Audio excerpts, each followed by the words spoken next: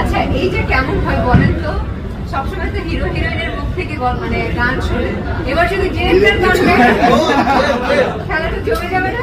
তাহলে একসাথে শুনতে যে প্রোটিকের গানে আসছে আপনারাই পারফর্ম করা হয়।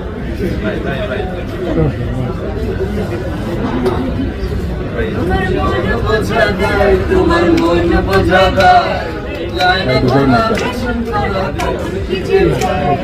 হাঁটতে পারি না, চলতে পারি না, আঠার মতো লেগে থাকি খুলতে মনের তালা। আইরে গুছিয়ে জ্বালা তোমার জন্য মরতে পারি ও সুন্দরী তুমি গলার মালা। করতে পারি জীবন বাজি আর বসি এই তো প্রেমের খেলা। Thank you.